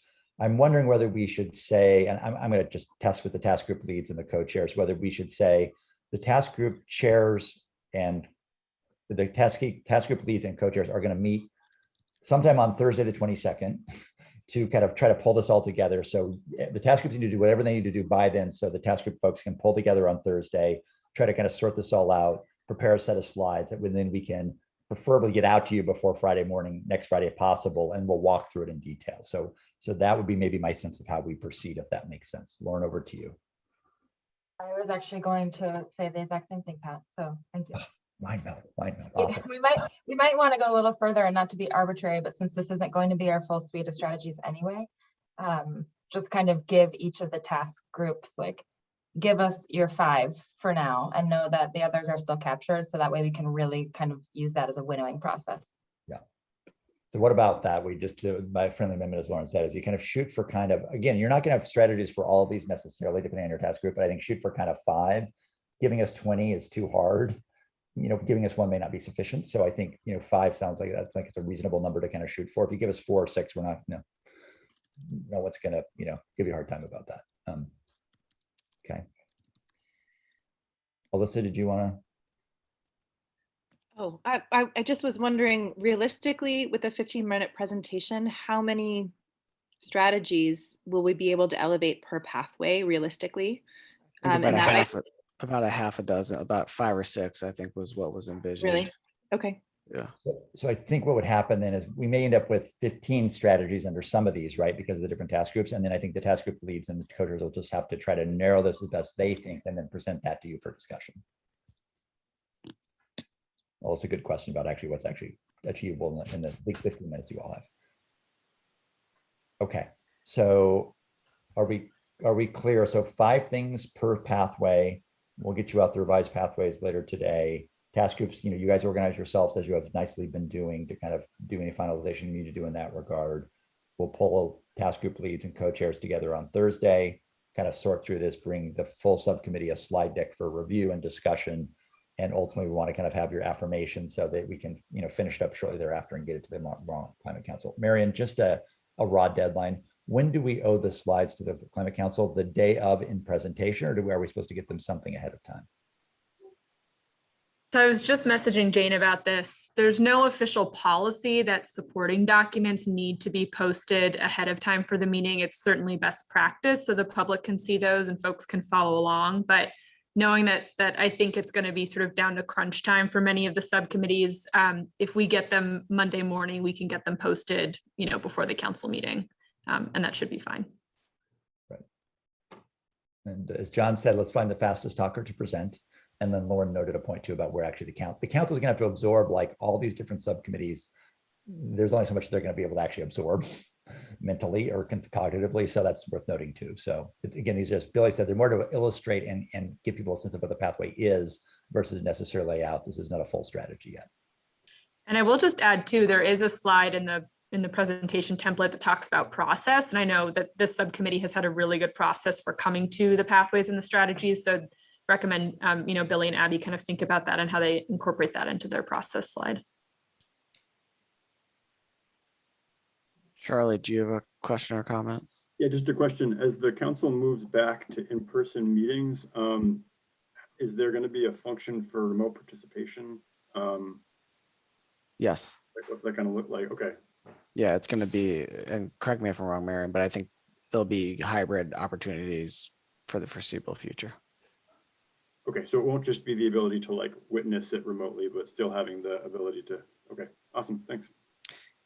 So I think this makes sense, with the big caveat that I'm in theory on vacation next week. So I guess I would ask if the 5B group, we do have a meeting on our calendar for next Tuesday morning. Are you all willing to kind of move ahead and try to do this work without me to kind of serve up our few recommendations to the broader group in advance of a Thursday meeting of task group leads? Looking at Charlie, David, Judy, Allie, and Marley. You guys good to go for tomorrow morning? Okay, perfect. Or Tuesday morning. And is someone coordinating among that group without Billy there? Charlie, is that you, or who's the coordinator, just so we know who's pulling people together? I know Allie's been kind of our lead staff, so I'm suggesting she can probably help facilitate, but it looks like Charlie maybe is willing to do some leading as well. It's on our calendar from 8 to 9 on Tuesday. So if that still works for folks, hopefully you can move ahead like that. Looks like Allie and Charlie, if you guys kind of just coordinate to make sure the full work task group is ready to pull together and move that forward. Is that okay? Right. Okay. And then, Pat, if we can do the Thursday meeting in the morning, I can probably make it. If we're kind of like before 11, I can likely make that happen. Okay, so we can look for maybe a morning. If people can stand an early morning meeting, that might work better for me too, but we'll sort that out offline. But okay, that's very helpful. Thanks, everybody. One other thing, and this is, so Billy, because you're on vacation, so Abby, this may fall to you or maybe with Marion's help, is there are some slides that are not the pathways and strategies that need to be filled out for the Vermont Climate Council. So Abby, I think this will fall more to you and to maybe with Marion's help to get those in order. So we'll have those to look at on Friday too. Yeah, and Abby, I'm happy to help with that sort of stuff. I'm having a hard time doing meetings while I'm away. I can find some time to do some work, but just being bound by a meeting is harder. So we can talk about how we make sure that stuff gets done. To David's point in the chat, maybe Judson, if we have about 10 minutes left and we want to leave time for public comment. So maybe in our last few minutes before public comment, if the co-chairs are okay, maybe Judson can just share his screen about how you kind of linked strategies to pathways, just as, as an example of other folks want to use it. So I don't know, maybe Judson, if we can just do this in 2 or 3 minutes, is that doable, just to give a little flavor? Good with me. Do you want to do it, Ryan, or? Ryan, No, go for it.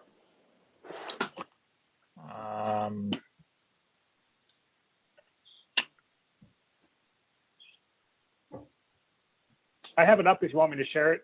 You can I'm not chat sure I about can it. share, so why don't you do it? I have it up, but I'm not sure I can share. Thanks, Ryan. Sure. Please let me know if you can see an Excel spreadsheet. Okay, now I can, yep, just popped up. Great. So here are the common pathways as they were enumerated at last week's meeting. This obviously hasn't been updated yet. And then I can let Judson speak through how we organize this, and then the conversation that was had with the 5C subtask group yesterday, which I unfortunately was not able to attend. Judson, go ahead and just maybe walk us through just a few examples.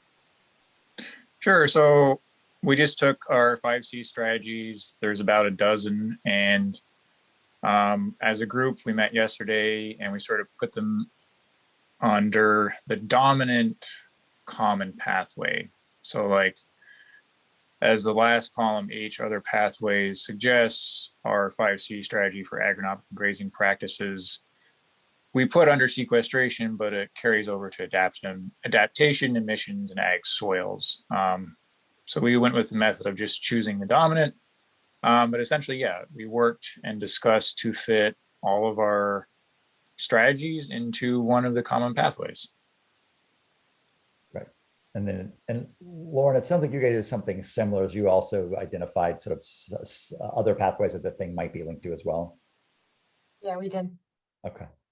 Great. And we actually did the same, Pat, for ours, more at a staff level, and got some feedback from some of our task group members. So we've basically did a primary strategy, a primary pathway, and then kind of secondary applicable pathways for all of our strategies.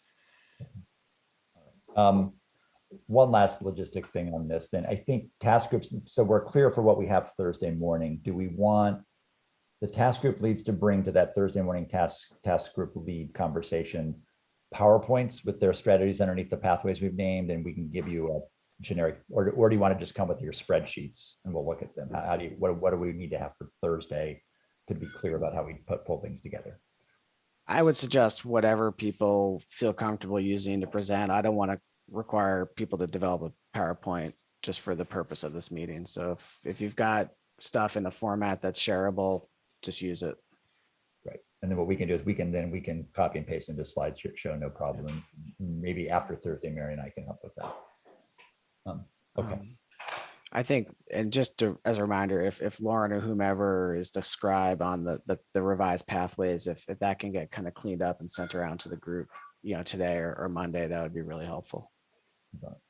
I sent them to Pat. She said he'd clean them up, so I'll be Pat for him. I'll do it. Yep, I'll do it. In fact, I'll do it sometime early afternoon, so no problem at all. Okay, Billy and Abby, I'm going to turn this back to you and maybe our time remaining.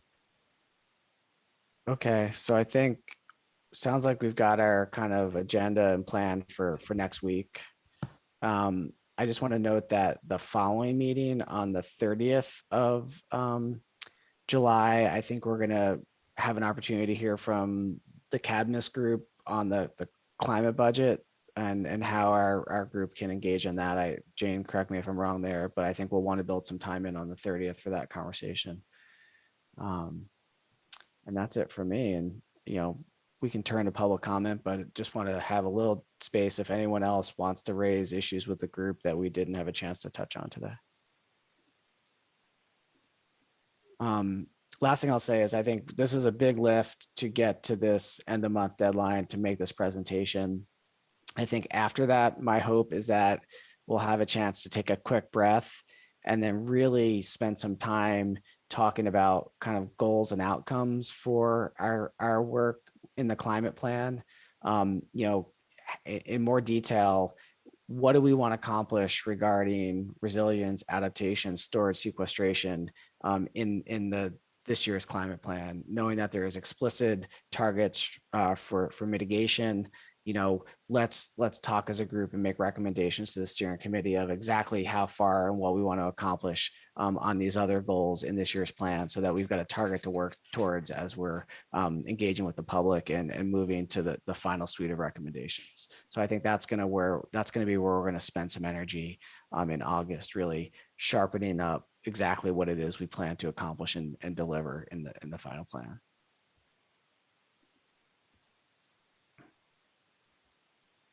Okay. With that, I guess we're going to move on to public comment. So if there's anyone who is here who would like to share some thoughts or comments, please raise your Zoom hand or otherwise identify yourselves.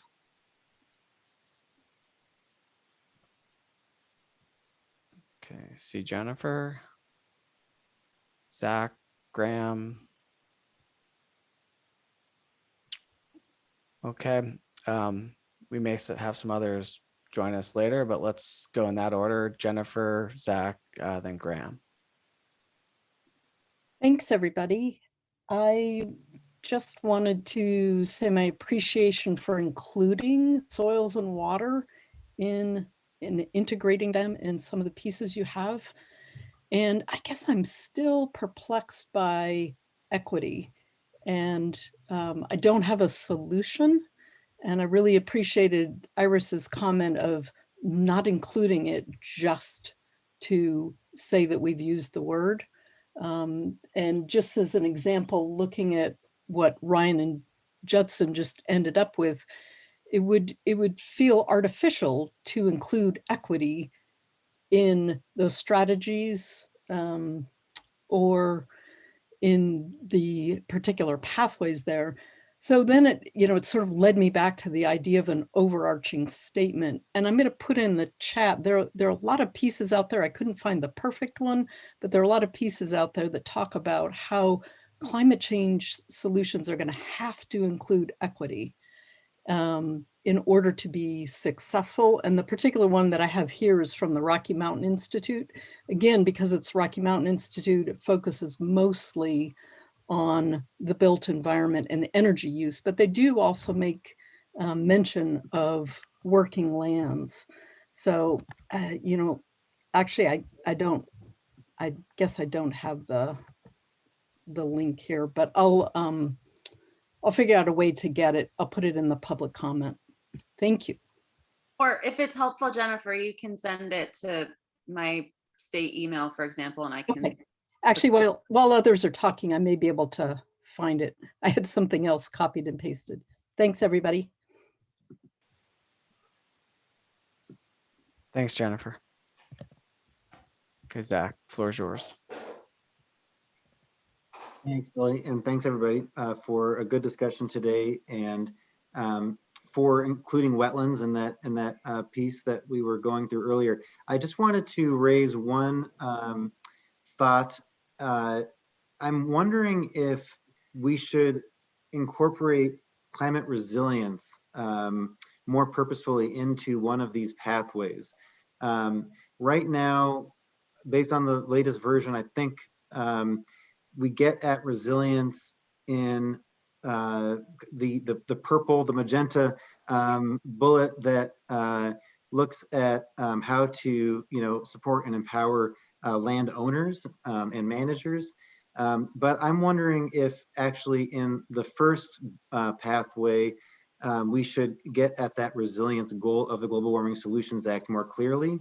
And so one suggestion for language that I just wanted to offer would be to say, this would be the bullet here, I'm quoting just an option for language, and I can also type this in, but it would be leverage Vermont's natural and working lands and waters to maximize carbon storage and resilience to climate disruption, or resilience to, or maximize climate resilience, something along those lines, so that that's elevated more.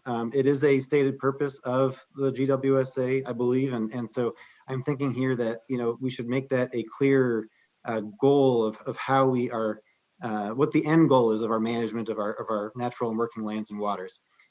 So just a suggestion there to incorporate that maybe more clearly into one of these pathways. Thank you. Thanks, Zach. And Graham? Zach, if you could throw that language in the chat, that would be really helpful for those of us who learn visual, yeah, for me. Thanks.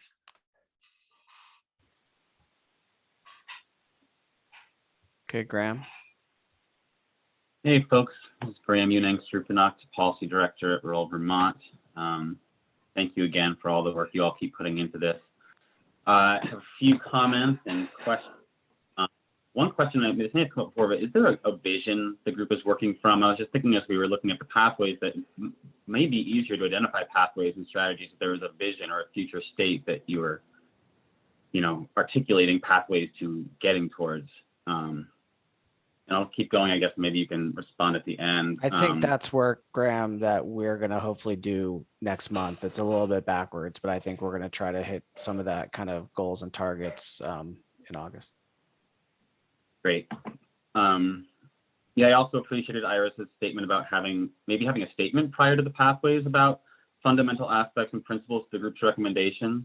It doesn't mean that equity wouldn't have to live in a pathway as well, but just making sure that the words like justice, climate justice, equity are understood to be core elements of the work that's happening here. Also support Zach's suggestion about elevating resilience in some way. There's a question when the pathways were put up originally there was a statement about chemicals in the pathways, and there's a question about where it came from. And I can just say that last week I made a suggestion specifically around that language that comes straight from statute. And I don't have the exact place in the statute it lives, but the exact language is limit the use of chemicals, substances, or products that contribute to climate change. So that's directly from statute. I really appreciated Abby's question about, where is the human side of climate change being addressed? And clearly you all have been talking a lot about equity. But I think that if we don't know where that's being addressed, if it's disputed, even if we do know where it's being addressed, this group is speaking for particular communities, and it's critical to climate justice that we speak to the importance of social welfare programs, universal health care, universal child care, elder care, as foundational to meeting the vision and the climate justice that we're moving towards here. So I'd encourage you all to put in clear goals around human community well-being and understand the critical nature of that. And I can direct you to some studies that are really interesting, actually, comparing the French farming to U.S. farms in light of some of the social welfare programs. There was also a question about sort of the education and workforce pathway that you all discussed. And I think, for rural Vermont, we absolutely feel we need a pathway around education for policymakers, community members, municipal bodies, and also K through 12 core curriculum education, experience in agroecology, forestry, ecological literacy, traditional ecological knowledge in the communities who, do that work. So I really love that pathway. I'd encourage you to develop it a little bit more, and maybe in the strategies it can get more developed. And Charlie really spoke to why some of that's important in terms of the distance between people and the non-human world and those working lands professions too. Y'all have carbon markets as a strategy you suggested, and I know there's conflict here because of some international agreements. But we feel like, as an organization, we feel we have ample evidence that carbon markets are not a legitimate climate change solution or strategy. They're solutions for corporations which won't reduce their emissions or other impacts, but we can certainly send you a sufficient amount of information, I think, to push back against that. And I think it's really critical that groups like that push back against that supposed strategy. One strategy I'd have you all think about under, I think, the land access pathway is to limit and prevent corporate and multi-state operator ownership of land. There are laws in other parts of the U.S., South Dakota, and other places where there's someone in Vermont at Vermont Law School working on potential policy mechanisms to limit this, and I think that would be a critical place to look. And lastly, just in terms of strategies, there's an interesting paper I was just looking at from the Institute for Ag and Trade Policy, studying differences in climate and economic impacts for supply management on dairy farms in countries that have it and those that don't. And I think that would be an interesting path we ought to look at. I know that to a great extent that's a federal question, but I think that states developing strategies and recommendations for the feds is really important. It can help to shape federal policy, even if we can't achieve some of those things at the state level. I'll leave it there. Thank you all. Thanks, Graham. Any other members of the public?